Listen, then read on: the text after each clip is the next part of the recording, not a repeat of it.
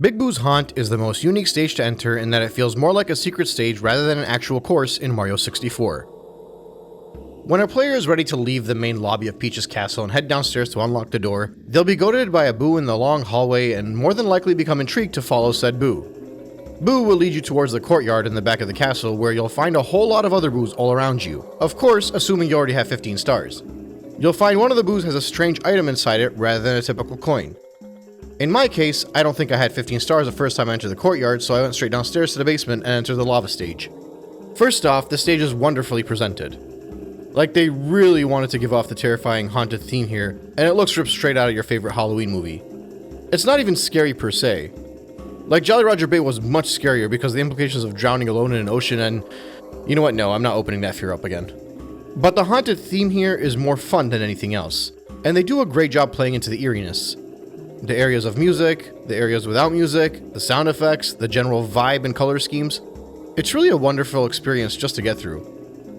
Of course, you also have the famous piano that'll make you crap your pants the first time you see it, but that's more of a jump scare than actual nightmare fuel. So there's a weird social talking point about how Mario 64 is an actual scary game. At least I think there was a popular discussion about it during COVID days. I can't remember.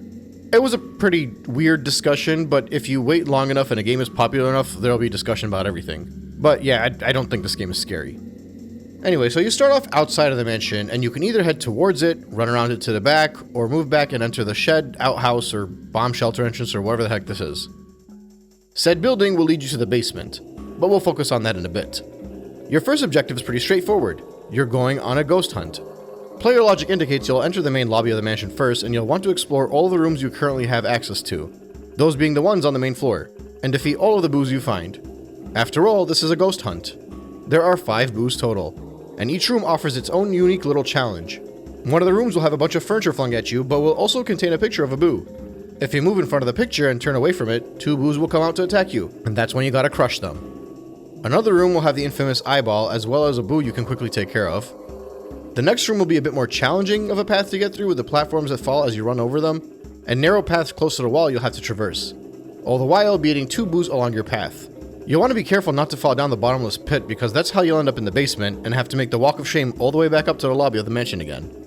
When you make it to the end of this little detour, you'll find yourself back in the main lobby of the mansion, where a big Boo awaits you. It will not only release the power star, but it'll also build upstairs that leads to the second level of the mansion, which will stay built for the upcoming stars.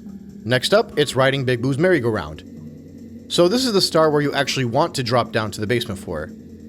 Once you're on the merry-go-round, it's the exact same thing. Lure out 5 Boos, kill said 5 Boos, defeat said Big Boo, receive the power star. While the act of the actual fight here is a bit redundant, it doesn't completely feel like a redundant power star. There's a puzzle in these first 2 stars. The first one is a means to learn the lobby on the main floor of the mansion, and the fights against Boos are more of token obstacles rather than primary objectives. The second star does the same thing, except instead it's in the basement.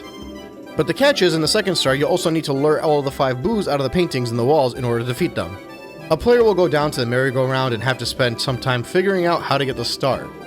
They might not really think the objective is killing the Boos again. They might not even realize there are only 5 of them. I know I didn't.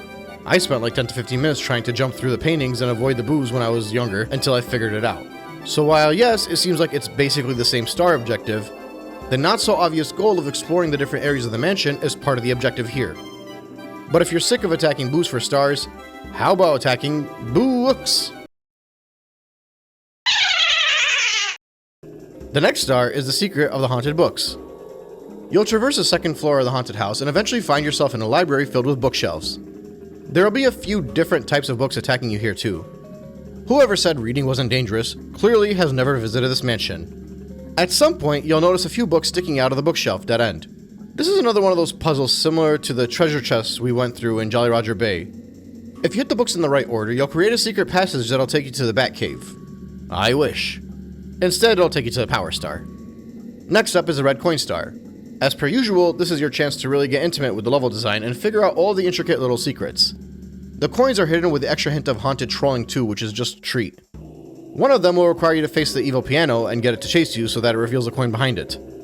A couple of them will be hidden on top of bookshelves, another is hidden on top of the red mesh and it might blend in just enough that you'll miss it.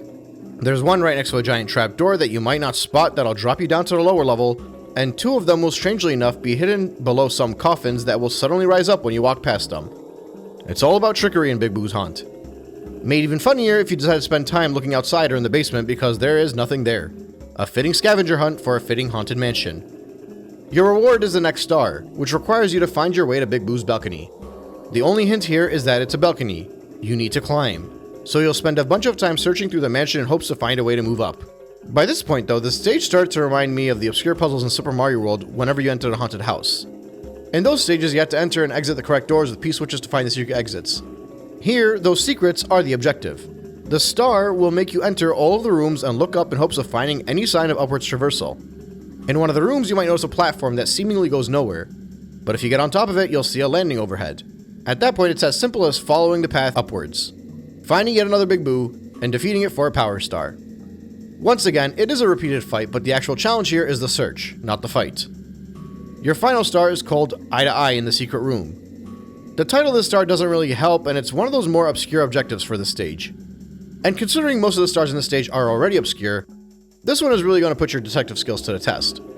At one point or another, you might notice this invisible blue block in this level, and hopefully you'll realize that you haven't really done anything with the invisible cap yet, so you'll start to experiment. This is assuming, of course, that you've already unlocked the blue vanish cap.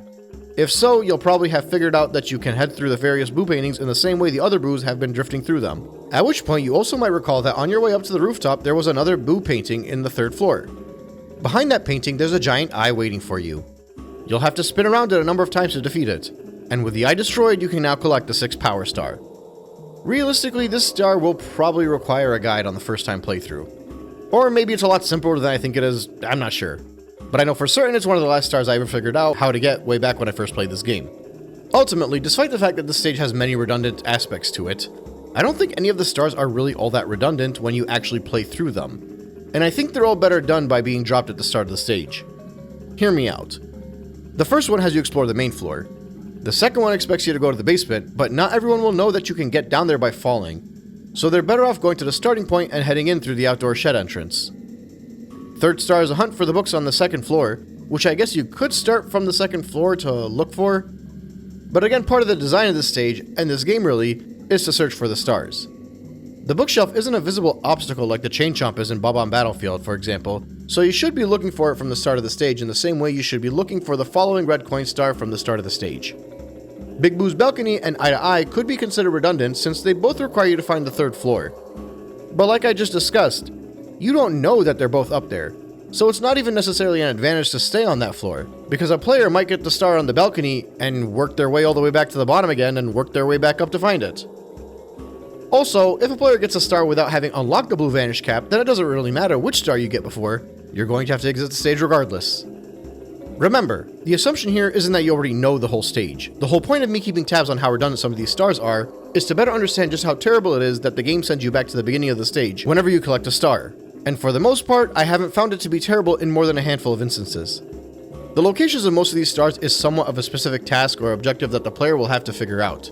So even if they're within the vicinity of another star, if that star isn't overtly visible, the player might not even realize they're right next to it, and that alone could be frustrating when searching for the star.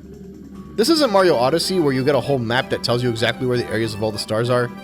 You have to figure it out, and being sent back to the beginning of the stage is a good way for a new player to reorient themselves as they explore and discover more of the challenge. Otherwise, what benefit would it be to start an objective on Big Boo's balcony if I don't realize that Eye to Eye in the secret room is next to me? So I'll have to jump down to start my search of the mansion regardless. Does that make sense? I hope so. Leading up to this stage, I said 6 out of the 28 stars do fall into the category where it felt like a redundant waste of time. So now, with Boo stage included, that would be 6 out of 35 stars. And oh yeah, there are coins everywhere in the stage. Red, blue, yellow, enemies all around. Yellow blocks that'll drop a bunch for you. This stage may put you through the ringer when it comes to exploration and puzzle solving, but the 100 coin star is very forgiving. And simply put, this is the easiest 100 coin star challenge you'll face in the entire game. But that's it for the old haunted mansion. We can now leave the courtyard because L is not real and 24 is not 01. Next, we'll have to tackle one of the more difficult stages in the game, Hazy Maze Cave.